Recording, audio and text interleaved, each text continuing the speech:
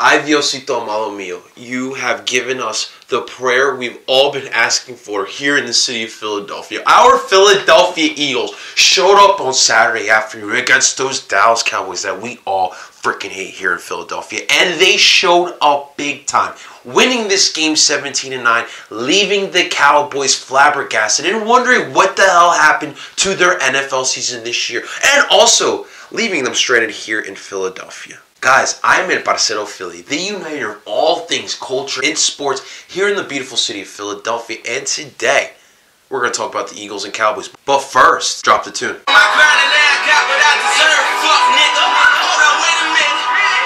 It's happening!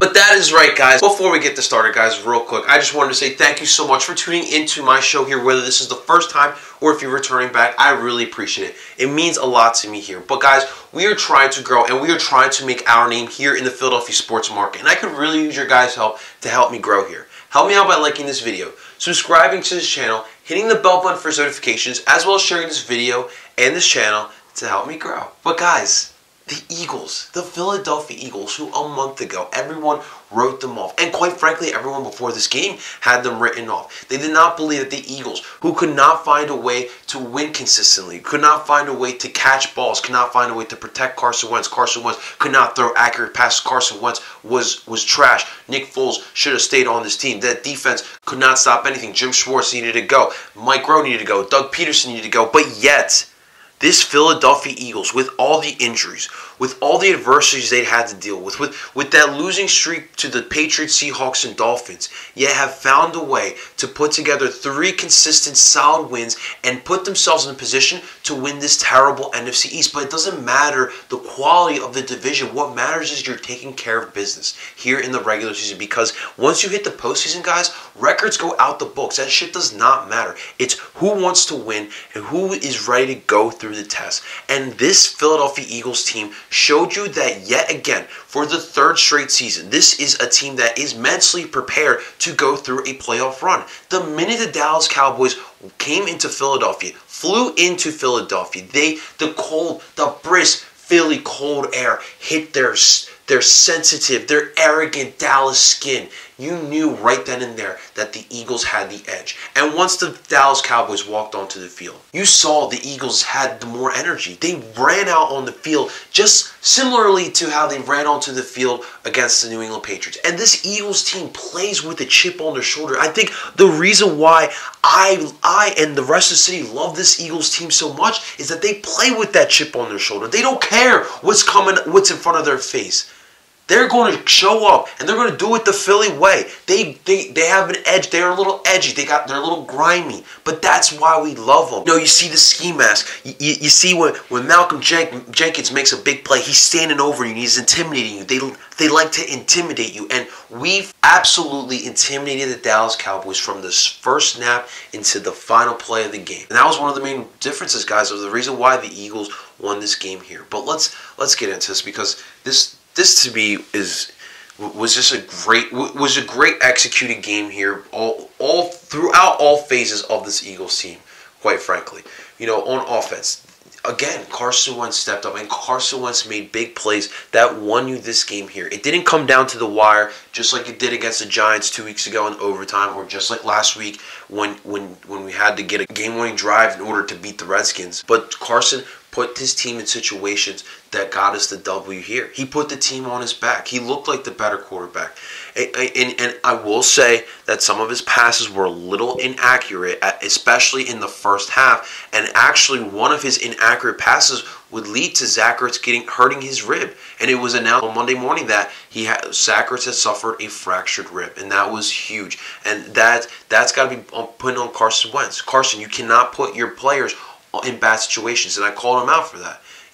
Good quarterbacks, good leaders put their players in good situations, and you left Zach Ertz to get killed out in the middle of the field, and he took a shot, and it turned out to be a fractured rib. So Carson, That was one thing we had to nitpick there, but he turned it on in the second half, and he looked a little bit more accurate in the second half, in my honest opinion. And when you look at Carson Wentz's final numbers on the day, he went 31 for 40, 319 yards, and a touchdown. My man threw 300 yards, and he only had 9 incompletions. For this receiving core that we've continued calling the practice squad receiving core, Carson Wentz is back. And that is dangerous because we have yet to see what Carson Wentz can do in the playoffs. Taking this Eagles team on a playoff run. He was on pace for that back in 2017 until he got injured in LA. But now this is his chance. This is his opportunity. And he's taking these steps to seize this opportunity. I love it. I'm so happy Carson Wentz is starting to turn heads because, guys, I don't want to go through another quarterback finding process. It's draining. You know, before Carson Wentz, we went through that gap after Donovan McNabb got traded to the Redskins, and it was not fun. I know we had a couple good seasons with Nick Foles, but Nick Foles is not an NFL starter. I'm sorry. I am sorry, but Nick Foles is not an NFL starter. But this is great. This is absolutely great. And let's talk about this practice squad receiving core, right? So leading the way with the receiving was Dallas Goedert. Now, Dallas Goedert has gotten some serious criticism this year because, you know, we expected Dallas Goedert to be, you know, on the same path of production as Zach Ertz. He has the same body size. He's shown flashes of a tight end, a prototypical tight end in today's NFL. And at times, he's not giving you that. But today, on this day, against the team that is from his first name, Dallas, he showed up huge. My man had 9 catches for 91 yards and had a touchdown. And he was a serious difference maker here. And Zach Ertz, first off, he had 4 catches for 20 yards, but he got, like I mentioned, he got hurt from that Carson Wentz throw. Eventually come back in the game, but he wasn't the same threat that he was before he got hurt. So Dallas Goedert had to, he had to pick up a lot of the slack. And he was Carson Wentz's favorite target. And one thing about Carson Wentz is he loves his tight ends. And I remember when he was actually coming out of college, I remember watching a lot of his highlights, and a lot of his big throws were going to his tight ends over in North Dakota State. So for Dallas Goedert, we're not sure if Zach Ertz is going to be available against the Giants in the NFC East clinching game, but he's going to have another big game next week for the Eagles to win this division. He's got to pick up the slack for Zach Ertz yet again. He's going to have another big game here, but he was huge here for us. Miles Sanders, man, he's improving week by week, and he's going to be a seriously dangerous running back here in the NFL, in my opinion. You talk about receiving wise, he had 5 catches for 77 yards, and the screen game was working. In open field, Miles Sanders is at his best. Once he gets to that next level, it is tough to stop him. He's fast, he's elusive, he's got great vision, he's got underrated power as well, in my honest opinion. So he stepped up as well on the ground. He would have 20 attempts, he'd get 79 yards, and he'd get a touchdown.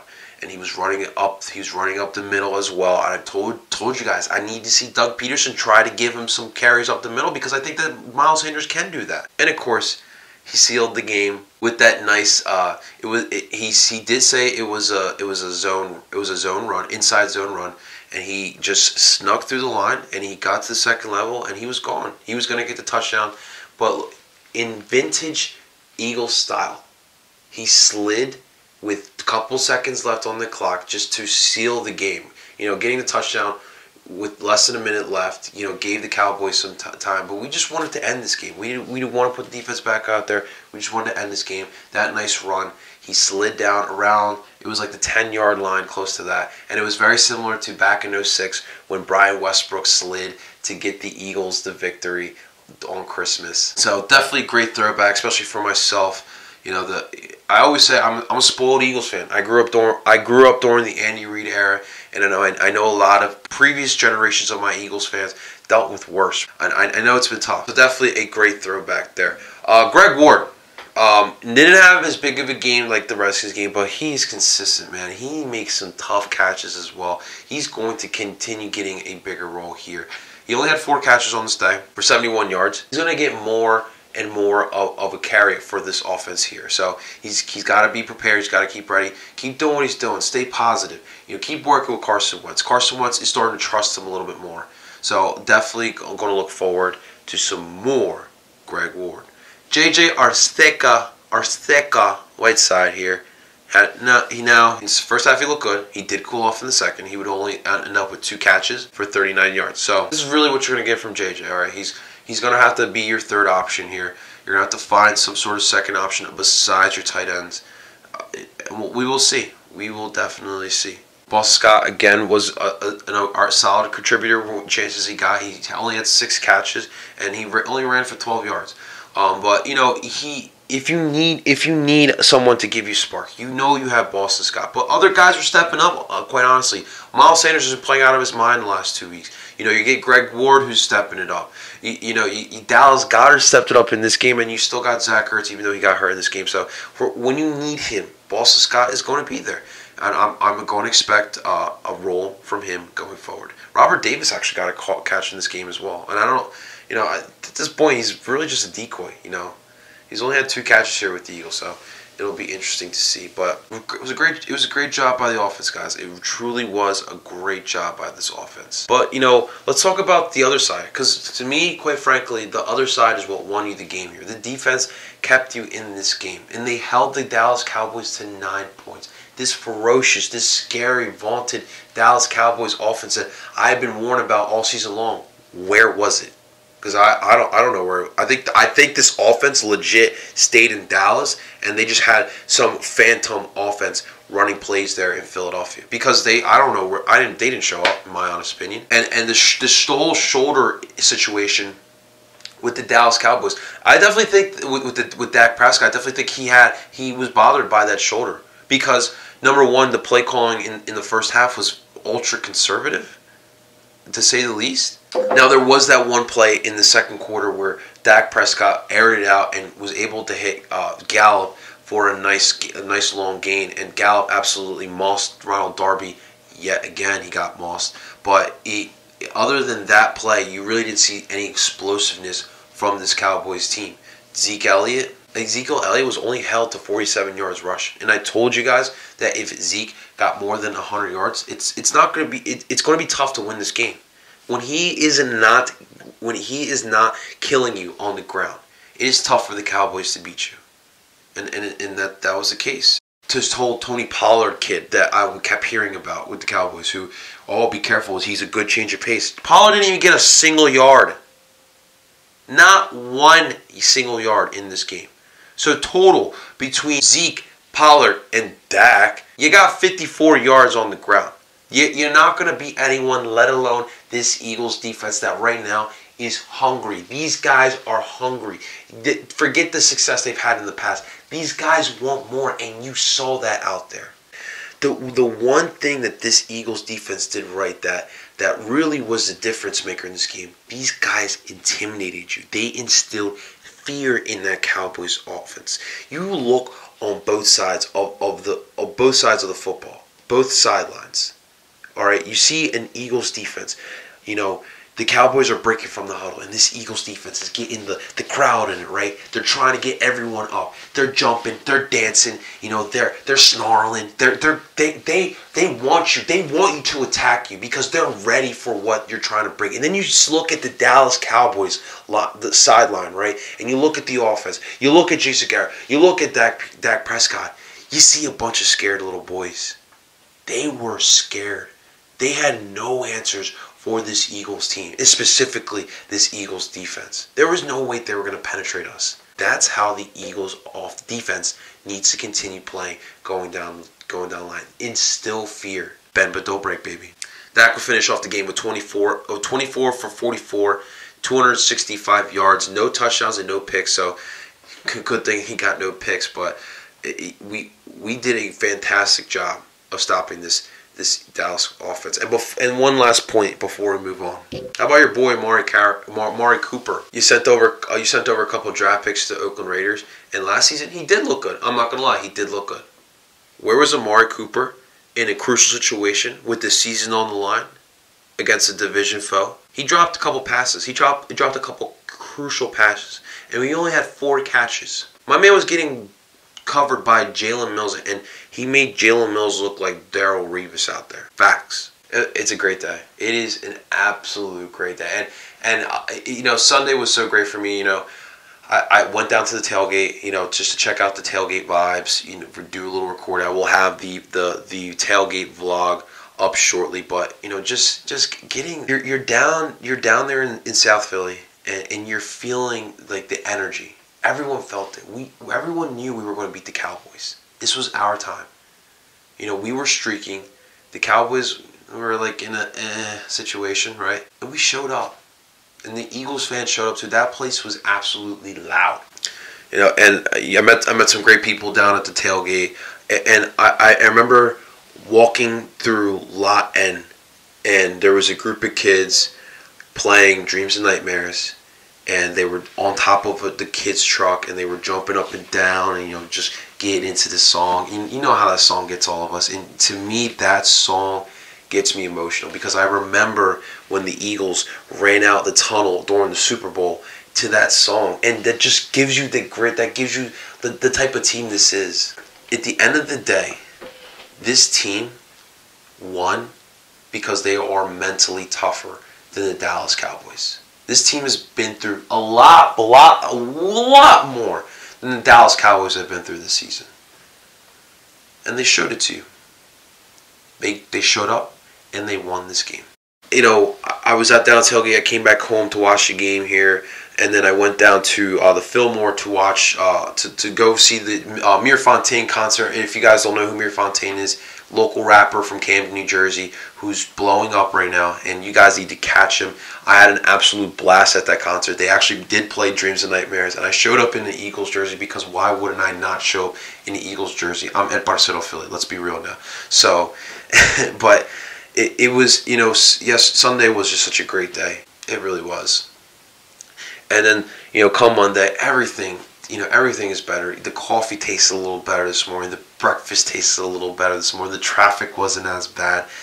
It was a great day. It definitely was a great day. But things aren't done here. You beat the Cowboys. That's great. We beat the division rival, our hated rival in the Cowboys. That's great. But unfortunately, the job is not done. The Cowboys still, with the performance they had yesterday, can still make the playoffs. So now we got to take care of business up in North Jersey against the Giants, who actually, you know, still seem like they have some life. You know, they played really well against the Washington Redskins. Daniel Jones looks legit. Saquon Barkley looks back. So it's not going to be easy to beat the Giants up in North Jersey. So we got to hope that we can take care of business. Handle this week like every other week. The job is not done. No breaks here. You want to be champions like back in 2017? You grind every single day as if it's your last day. I'm going to do that, and I know my birds are going to do that too. Guys, that's all I have for you today. But of course, I want to hear from you guys in the comments below. What are you guys feeling? All right? We just beat the Dallas Cowboys for the NFC East lead with a week left. Get hype, Philly. Get hype. Let me know in the comments below how you guys felt, and let me know how you think. What do you think is going to happen against the New York Giants? What do we have to do to beat the New York Giants? Because quite frankly, I feel as if we just got to play our brand of football, and we will walk victorious against New York. We will absolutely blow them out if we play the way I know we can play. But let me know in the comments below, guys. Of course, guys, thank you so much for watching again. But we are trying to grow at Barcelo Philly here in the Philadelphia sports landscape. And I can use your guys' help to grow here. Help me out by liking this video, subscribing to this channel, hitting the bell button for notifications, as well as sharing this video and this channel. And of course, if you want to follow me on other platforms of social media, definitely do so. Follow me on Twitter at Barcelo Philly, and you can also follow me on Instagram at L_Barcelo_Philly. And until next time, mi gente, I'm at Barcelo Philly, telling you guys that Dallas sucks.